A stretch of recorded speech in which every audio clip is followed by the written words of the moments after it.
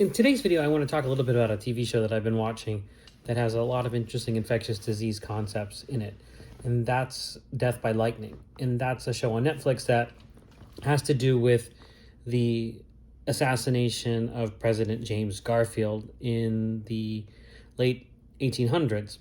And the part about that's interesting is he is shot by a bullet.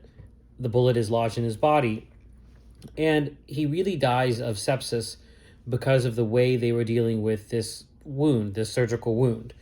And I think it boils down to the fact that in the 1880s, the germ theory of disease that was articulated by Louis Pasteur hadn't been fully accepted. There were people around that were miasmatists that thought that infection came from miasmas that emanate from the earth or from the environment, and didn't really understand that there were microscopic bacteria that were causing infection. And this was something that took time to take hold, but it did take hold. And even by the 1880s, the ideas of the germ theory were well accepted and had also been applied to wound care and surgery, particularly by Joseph Lister, the surgeon who took Louis Pasteur's ideas, who had read his papers and applied them to surgery and post-surgical infections.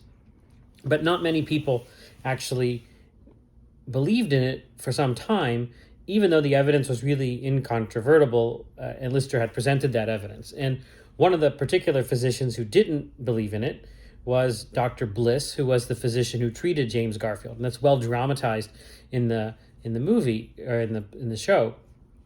And interestingly, there was this concept that pus was good. There was this phrase called laudable pus, meaning that was the body's way of healing and not a signal of a severe infection, which is the exact opposite of the truth. If you have pus coming from a wound, that wound is infected and it might spread systemically.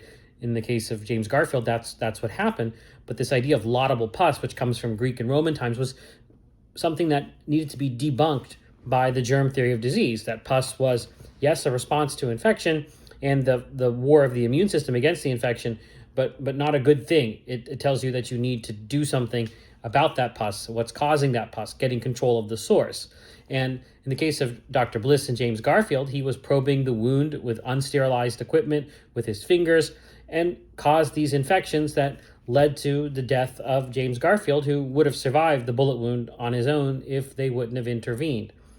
But that's what Louis Pasteur and Joseph Lister and others were able to eventually articulate, and that's why we don't die from these types of things anymore.